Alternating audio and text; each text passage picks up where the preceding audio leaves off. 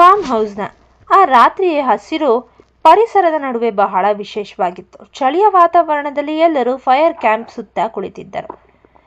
Fire camp ಬಳಿ ಕುಳಿತಿದ್ದಾಗ ನರ್ಮದಾ ತನ್ನ ಹಳೆಯ ಚಾಳಿ ಮುಂದುವರಿಸಿದಳು. ಅದ್ವೈತ್ನ ಪಕ್ಕದಲ್ಲೇ ಜಾಗ ಹಿಡಿದು ಕುಳಿತು ಧನ್ಯಾಳನ್ನು ಕಡೆಗಣಿಸಿ ಮಾತನಾಡುತ್ತಿದ್ದಳು. ನರ್ಮದಾ, ಅದ್ವೈತ್, ನೆನಪಿದೆಯಾ, ನಾವು ಫಾರಿನ್ನಲ್ಲಿ ಇದ್ದಾಗ ಇಂತಹದ್ದೇ ಒಂದು ನೈಟ್ ಪಾರ್ಟಿ ಮಾಡಿದ್ದೆವು. ಅಲ್ಲಿನ ವೈನ್ ಮತ್ತು ಮ್ಯೂಸಿಕ್ ಅದ್ಭುತವಾಗಿತ್ತು. ಇಲ್ಲಿ ಇಷ್ಟೊಂದು ಚಳಿ, ಹಳ್ಳಿ ವಾತಾವರಣ ನನಗೆ ಅಡ್ಜಸ್ಟ್ ಆಗ್ತಿಲ್ಲ. ಇದನ್ನು ಕೇಳಿಸಿಕೊಂಡ ಲೀಲಾ ಸುಮ್ಮನಿರಲಿಲ್ಲ. ಅವಳು ನರ್ಮದಾಗೆ ಸರಿಯಾದ ಚಮಕ್ ಕೊಡಲು ನಿರ್ಧರಿಸಿದಳು. ಲೀಲಾ: ಹೌದು ನರ್ಮದಾ ಅಕ್ಕ, ಅಡ್ಜಸ್ಟ್ ಆಗ್ಲಿಲ್ವಾ? ಹಾಗಾದ್ರೆ ಒಂದು ಕೆಲಸ ಮಾಡಿ, ಕಾರ್ನಲ್ಲಿ AC ಆನ್ ಮಾಡಿಕೊಂಡು ಒಬ್ಬರೇ ಕುಳಿತುಕೊಳ್ಳಿ. ನಾವಿಲ್ಲಿ ನಮ್ಮ ಮಣ್ಣಿನ ವಾಸನೆ, ಈ ಬೆಂಕಿಯ ಶಾಖ ಎಂಜಾಯ್ ಮಾಡ್ತೀವಿ. ಅಂದ ಹಾಗೆ ಫಾರಿನ್ನಲ್ಲಿ ವೈನ್ ಇರ್ಬೋದು, ಆದರೆ ನಮ್ಮ ಹಳ್ಳಿ ಫಾರ್ಮ್ ಹೌಸ್ನ ಈ ಬಿಸಿ ಬಿಸಿ ಕಾಫಿ ಕುಡಿಯೋ ಮಜಾನೇ ಬೇರೆ. ಸಮರ್ಥ್ ಇದು ಕೇಳಿ ಜೋರಾಗಿ ನಕ್ಕನು. ನರ್ಮದಾ ಮುಖ ಕೆಂಪಗಾಯಿತು. ಅದ್ವೈತ್ ಕೂಡ ಮೆಲ್ಲಗೆ ನಕ್ಕು ಲೀಲಾಳ ಸಮಯ ಪ್ರಜ್ಞೆಯನ್ನು ಮೆಚ್ಚಿಕೊಂಡನು. ನಂತರ ಎಲ್ಲರೂ ಸೇರಿ ಅಂತ್ಯಾಕ್ಷರಿ ಶುರು ಮಾಡಿದರು. ತ್ರಿಲೋಕ್ ಮತ್ತು ಶ್ರೇಯಾ ಒಂದು ತಂಡವಾದರೆ ಸಮರ್ಥ್ ಮತ್ತು ಲೀಲಾ ಮತ್ತೊಂದು ತಂಡ. ಅದ್ವೈತ್ ಮತ್ತು ಧನ್ಯಾ ಜಡ್ಜ್ಗಳಂತೆ ಕುಳಿತಿದ್ದರು. ಸಮರ್ಥ್: ಲೀಲಾ, ನೀನು ಹಾಡಿದರೆ ಬೆಂಕಿ ಆರಿ ಹೋಗಬಹುದು, ಹುಷಾರು. ಲೀಲಾ: ನನ್ನ ಹಾಡು ಕೇಳಿದ್ರೆ ನೀನು ಬೈಕ್ ಓಡಿಸೋದನ್ನೇ ಮರ್ತು ಹೋಗ್ತೀಯ, ನೋಡ್ತಾ ಇರು. ಹಾಡುಗಳ ನಡುವೆ ತ್ರಿಲೋಕ್ ಮತ್ತು ಶ್ರೇಯಾ ಕಣ್ಣಲ್ಲೇ ಸಂಭಾಷಣೆ ನಡೆಸುತ್ತಿದ್ದರು. ಶ್ರೇಯಳ ಆಕರ್ಷಕ ನೋಟ ತ್ರಿಲೋಕ್ನನ್ನು ಕಟ್ಟು ಹಾಕಿತ್ತು. ಅಂತ್ಯಾಕ್ಷರಿ ಮುಗಿಯುವ ಹೊತ್ತಿಗೆ ಎಲ್ಲ ನಡುವೆ ಒಂದು ಸುಂದರ ಬಾಂಧವ್ಯ ಮೂಡಿತ್ತು. ಎಲ್ಲರೂ ಮಲಗಲು ಹೋದ ನಂತರ ಅದ್ವೈತ್ ಮತ್ತು ಧನ್ಯಾ ಫಾರ್ಮ್ ಹೌಸ್ನ ಟೆರೆಸ್ ಮೇಲೆ ಚಂದಿರನ ಬೆಳಕಿನಲ್ಲಿ ಕುಳಿತಿದ್ದರು. ತಂಪಾದ ಗಾಳಿ ಬೀಸುತ್ತಿತ್ತು. ಧನ್ಯಾ ಚಳಿಗೆ ಸ್ವಲ್ಪ ನಡುಗುತ್ತಿರುವುದನ್ನು ಕಂಡ ಅದ್ವೈತ್ ತನ್ನ ಶಾಲನ್ನು ಅವಳ ಭುಜದ ಮೇಲೆ ಹೊದಿಸಿದನು. ಅದ್ವೈತ್: ಧನ್ಯಾ, ಇವತ್ತು ನೀನು ತುಂಬಾ ಖುಷಿಯಾಗಿದ್ದೀಯಾ ಅನ್ಸುತ್ತೆ. ಊರಿನ ಒತ್ತಡದ ನಡುವೆ ಈ ಬ್ರೇಕ್ ನಿನಗೆ ಬೇಕಿತ್ತು. ಧನ್ಯಾ: ಹೌದು ಅದ್ವೈತ್, ಆದರೆ ಅದಕ್ಕಿಂತ ಹೆಚ್ಚಾಗಿ ನೀವು ನನ್ನ ಜೊತೆಗಿದ್ದೀರಲ್ಲ, ಅದೇ ನನಗೆ ದೊಡ್ಡ ಖುಷಿ. ಯಾರೇ ಏನೇ ಅಂದ್ರೂ ನೀವು ನನ್ನನ್ನು ನಂಬ್ತೀರಾ ಅನ್ನೋ ಧೈರ್ಯ ನನ್ನ ಕಾಪಾಡ್ತಿದೆ. ಅದ್ವೈತ್ ಧನ್ಯಾಳ ಕೈ ಹಿಡಿದು ಅವಳ ಕಣ್ಣಲ್ಲಿ ಕಣ್ಣಿಟ್ಟು ನೋಡಿದನು. ನೀನು ನನ್ನ ಶಕ್ತಿ ಧನ್ಯಾ, ನಮ್ಮ ನಡುವೆ ಯಾರು ಬರಲು ಸಾಧ್ಯವಿಲ್ಲ ಎಂದು ಹೇಳುತ್ತಾ ಅವಳನ್ನು ಹತ್ತಿರಕ್ಕೆ ಎಳೆದುಕೊಂಡನು. ಆ ನಕ್ಷತ್ರಗಳ ಅಡಿಯಲ್ಲಿ ಅವರಿಬ್ಬರ ಮೌನ ಪ್ರೀತಿಯ ಮಾತುಗಳಿಂದ ಹೆಚ್ಚು ಭಾವನಾತ್ಮಕವಾಗಿತ್ತು. ಪಿಕ್ನಿಕ್ ಮುಗಿಸಿ ಮನೆಗೆ ಬಂದಾಗ ಇಡೀ ಮನೆಯಲ್ಲಿ ಒಂದು ರೀತಿಯ ಸಂಭ್ರಮವಿತ್ತು. ಆದರೆ ಅದ್ವೈತ್ ಮತ್ತು ತ್ರಿಲೋಕ್ ಅವರ ಫೋನು ಒಟ್ಟಿಗೆ ರಿಂಗ್ ಆದಾಗ ಆ ಸಂಭ್ರಮ ಒಂದೇ ಕ್ಷಣದಲ್ಲಿ ಮಾಯವಾಯಿತು. ಆಫೀಸ್ನಿಂದ ಬಂದ ಆ ಸುದ್ದಿ ಇಬ್ಬರಿಗೂ ದೊಡ್ಡ ಶಾಕ್ ನೀಡಿತ್ತು. ಅದ್ವೈತ್ ಫೋನ್ ಎತ್ತಿ ಮಾತನಾಡುತ್ತಿದ್ದಂತೆ ಅವನ ಮುಖ ಗಂಭೀರವಾಯಿತು.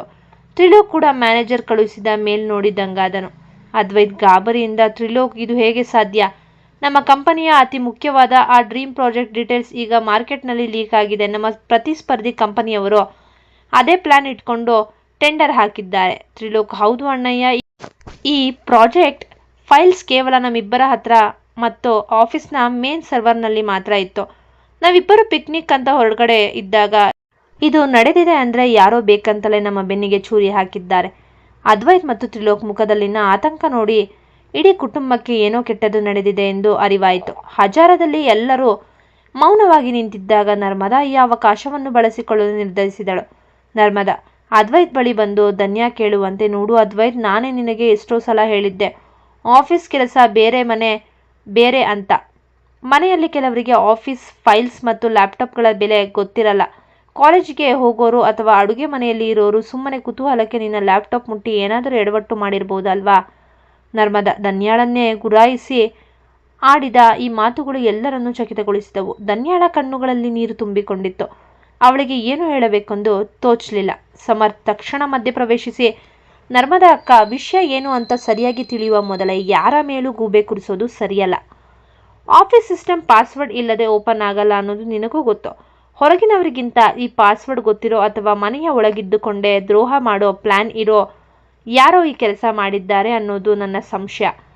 ಸಮರ್ಥ್ ಈ ಮಾತು ಹೇಳುವಾಗ ನರ್ಮದಾಳ ಮುಖದಲ್ಲಿ ಸಣ್ಣ ನಡುಕ ಕಾಣಿಸಿಕೊಂಡಿತು. ಅದ್ವೈತ್ ಮತ್ತು ತ್ರಿಲೋಕ್ ಆಫೀಸ್ ಸಮಸ್ಯೆಯಲ್ಲಿ ಸಿಕ್ಕಿ ಹಾಕಿಕೊಂಡಿರುವುದೇ ತನಗೆ ಸಿಕ್ಕ ದೊಡ್ಡ ಅವಕಾಶ ಎಂದು ಶ್ರೇಯಾ ತೀರ್ಮಾನಿಸಿದಳು. ಮರುದಿನ ಬೆಳಿಗ್ಗೆ ಯಾರಿಗೂ ಅನುಮಾನ ಬರದಂತೆ ಅಮ್ಮನಿಗೆ ಹುಷಾರಿಲ್ಲ, ನೋಡ್ಕೊಂಡು ಬರ್ತೀನಿ ಎಂದು ಸುಳ್ಳು ಹೇಳಿ ತನ್ನ ತಾಯಿ ಮನೆಗೆ ಹೋದಳು. ಶ್ರೇಯಾ ತನ್ನ ಗಾಯತ್ರಿ ಮುಂದೆ ಕುಳಿತು ಅಗ್ನಿ ನಿವಾಸದಲ್ಲಿ ನಡೆಯುತ್ತಿರುವ ಬೆಳವಣಿಗೆಗಳನ್ನೆಲ್ಲ ವಿವರಿಸಿದಳು. ಅವಳ ಕಣ್ಣಲ್ಲಿ ಧನ್ಯಾಳ ಮೇಲಿನ ದ್ವೇಷ ಜಗ ಜಾಹೀರಾಗಿತ್ತು.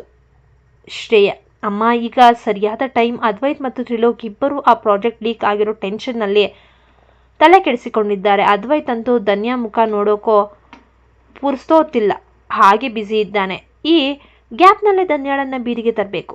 ಗಾಯತ್ರಿ: ಹೌದು ಮಗಳೇ, ಕಬ್ಬಿಣ ಕಾದಿರುವಾಗಲೇ ಹೊಡೆಯಬೇಕು. ಅದ್ವೈತ್ಗೆ ಧನ್ಯಾ ಮೇಲೆ ಸಂಶಯ ಬರೋ ಹಾಗೆ ಮಾಡಬೇಡ.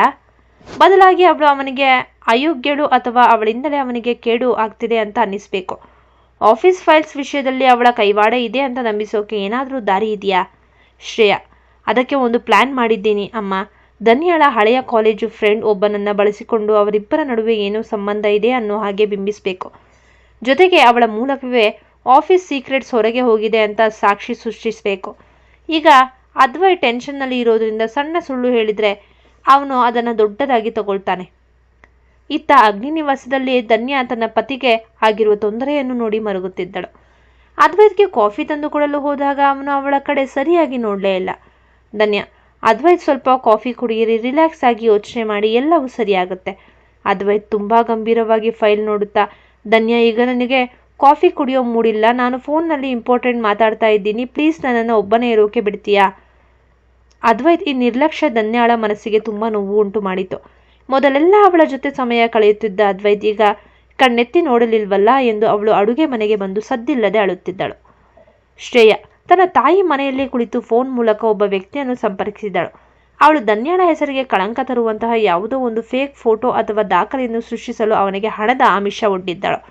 ಶ್ರೇಯ ತಾಯಿ ಹತ್ತಿರ: ಅಮ್ಮ, ಅದ್ವೈತ್ಗೆ ಈಗ ಆಫೀಸ್ ಪ್ರಾಜೆಕ್ಟ್ ಲೀಕ್ ಆಗಿರೋ ಟೆನ್ಷನ್ನಲ್ಲಿ ಧನ್ಯಾಳನ್ನ ಸರಿಯಾಗಿ ಮಾತಾಡಿಸ್ತಾನೂ ಇಲ್ಲ.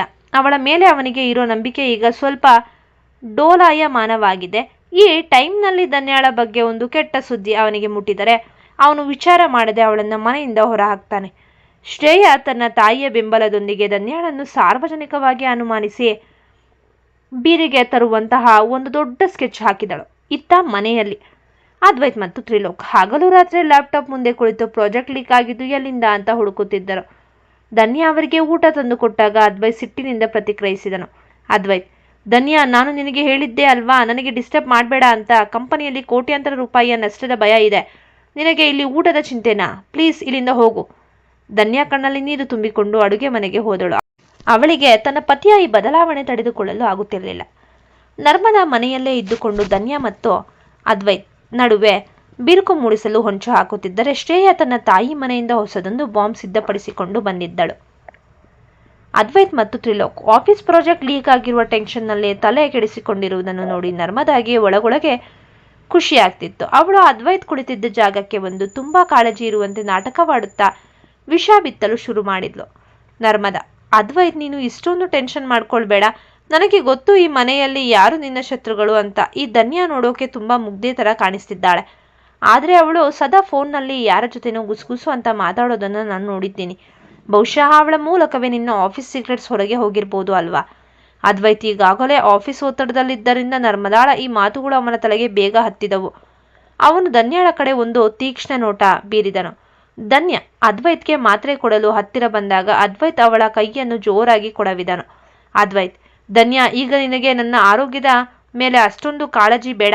ಮೊದಲು ನಿನ್ನ ಫೋನ್ ತಗೊಂಡು ಬಾ. ನೀನು ಯಾರ ಜೊತೆ ಮಾತಾಡ್ತೀಯಾ, ಏನು ಮಾಡ್ತೀಯಾ ಅಂತ ನನಗೆ ಈಗಲೇ ಗೊತ್ತಾಗಬೇಕು.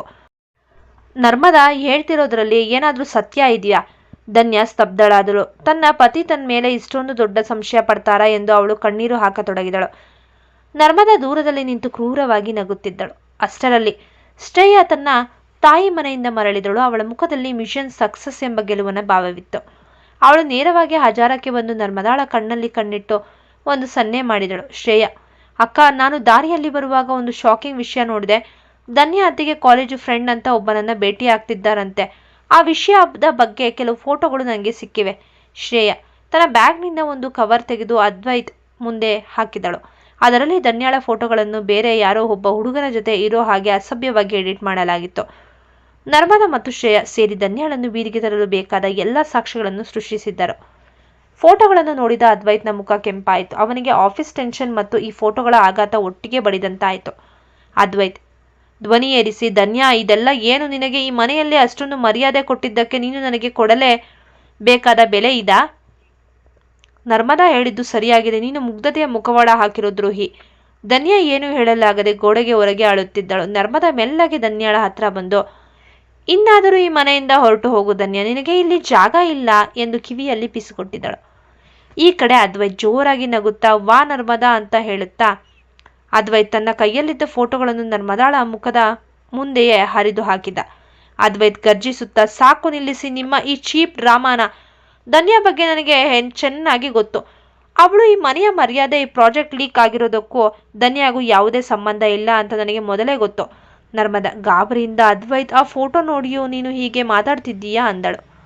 Advait, Narmada office project leak ಆಗಿದ್ದು ಹ್ಯಾಕರ್ ಇಂದ ಅನ್ನೋದು ನನಗೆ ಗೊತ್ತಾಗಿದೆ. ಆದರೆ ಆ ಹ್ಯಾಕರ್ ಲಾಗಿನ್ ಡೀಟೇಲ್ಸ್ ಕೊಟ್ಟಿದ್ದು ಯಾರು ಗೊತ್ತಾ? ನನ್ನನ್ನೇ ನಂಬಿಸಿ ನಾನು ಟ್ರಿಪ್ಗೆ ಹೋಗುವಾಗ ಮುನ್ನ ಈ ರೂಮ್ ಹತ್ತಿರ ಸುಳಿದಾಡುತ್ತಿದ್ದ ತಾರಾ ಅತ್ತೆ. ಅದ್ವೈತ್ ಮಾತು ಕೇಳಿ ಅತ್ತೆ ತಾರಾ ಅವರ ಮುಖ ಬೆಳ್ಳಗಾಯಿತು. ಅದ್ವೈತ್, ಅತ್ತೆ, ನಾನು ಪಿಕ್ನಿಕ್ ಹೋಗೋ ಮುನ್ನ ರೂಮ್ನಲ್ಲಿ ಇಂಪಾರ್ಟೆಂಟ್ ಫೈಲ್ ಬಗ್ಗೆ ಮಾತಾಡ್ತಾ ಇದ್ದಾಗ ನಿಮ್ಮ ನೆರಳು ನನ್ನ ರೂಮ್ ಹತ್ರ ಕಂಡಾಗಲೇ ನನಗೆ ಡೌಟ್ ಬಂದಿತ್ತು. ನೀವು ಟ್ರಿಪ್ಗೆ ಹೋಗಿದ್ದೆ ಈ ಕೆಲಸ ಮಾಡೋಕೆ ಅಂತ ನನಗೆ ಗೊತ್ತಿತ್ತು. ಒಬ್ಬ ಹ್ಯಾಕರ್ಗೆ ದೊಡ್ಡ ದುಡ್ಡು ಕೊಟ್ಟು ನಮ್ಮ ಕಂಪನಿ ಡೇಟಾ ಲೀಕ್ ಮಾಡಿಸಿದ್ದು ನೀವೇ ಅಲ್ವಾ? ತಾರಾ ಅತ್ತೆ ನಡುಗುತ್ತಾ ನಿಂತಿದ್ದರು. ರಮೇಶ್ ಮತ್ತು ಗಿರ್ಜಮ್ಮ ಅವರನ್ನೇ ದಿಟ್ಟಿಸಿ ನೋಡ್ತಿದ್ರು. ಅದ್ವೈತ್ ಧನ್ಯಾಳನ್ನ ಇದರಲ್ಲಿ ಸಿಲುಕಿಸಿದೆ ಅವಟ ಚಾರಿತ್ರಕ್ಕೆ ಕಳಂಕ ತಂದು ನನ್ನನ್ನು ನರ್ಮದಾ ಜೊತೆ ಮದುವೆ ಮಾಡಿಸ್ಬೇಕು ಅನ್ನೋದು ನಿಮ್ಮ ಪ್ಲಾನ್ ಅಲ್ವಾ? ಆದರೆ ನೀವು ಮರೆತಿದ್ದು ಒಂದೇ ವಿಷಯ, ನಾನು ಅದ್ವೈತ್ ಮೋಸಗಾರರನ್ನ ಪತ್ತೆ ಹಚ್ಚೋದು ನನಗೆ ಕಷ್ಟದ ಕೆಲಸವಲ್ಲ. ಧನ್ಯ ಅಳುತ್ತಾ ಅದ್ವೈತ್ನ ಹತ್ತಿರ ಬಂದಳು. ಅದ್ವೈತ್ ಅವಳ ಕೈ ಹಿಡಿದು ಎಲ್ಲರ ಮುಂದೆ ಸಮಾಧಾನ ಪಡಿಸಿದಳು.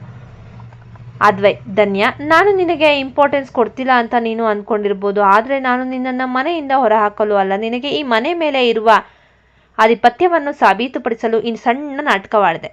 ಅಷ್ಟರಲ್ಲಿ ಅದ್ವೈತನ ಫೋನ್ನಲ್ಲಿ ಆ ಹ್ಯಾಕರ್ನ ಕನ್ವೆನ್ಷನ್ ವಿಡಿಯೋವನ್ನು ಪ್ಲೇ ಮಾಡಿದ. ಅದರಲ್ಲಿ ಆತ ತಾರಾ ಅತ್ತೆ ಮತ್ತು ನರ್ಮದಾ ಹಣ ಕೊಟ್ಟಿದ್ದನ್ನು ಬಾಯಿ ಬಿಟ್ಟಿದ್ದ. ಅದ್ವೈತ್, ಈಗ ನಿಮಗೊಂದು ಸರ್ಪ್ರೈಸ್. ಈ ಕ್ಷಣವೇ ತಾರಾ ಅತ್ತೆ ಮತ್ತು ನರ್ಮದಾ ಈ ಮನೆಯನ್ನು ಬಿಟ್ಟು ಹೊರಗೆ ಹೋಗಬೇಕು. ಅಷ್ಟೇ ಅಲ್ಲ, ಕಂಪನಿ ಡೇಟಾ ಲೀಕ್ ಮಾಡಿದ್ದಕ್ಕೆ ಇವರ ಮೇಲೆ ಪೊಲೀಸ್ ಕಂಪ್ಲೇಂಟ್ ಕೂಡ ರೆಡಿಯಾಗಿದೆ. ಇದೇ ನಾನು ನಿಮಗೋಸ್ಕರ ಇಟ್ಕೊಂಡಿದ್ದ ಸ್ಪೆಷಲ್ ಗಿಫ್ಟ್. ನರ್ಮದಾ ಮತ್ತು ತಾರಾ ಅತ್ತೆ ಕಾಲಬುಡದಲ್ಲಿ ನೆಲ ಕುಸಿದಂತಾಯಿತು.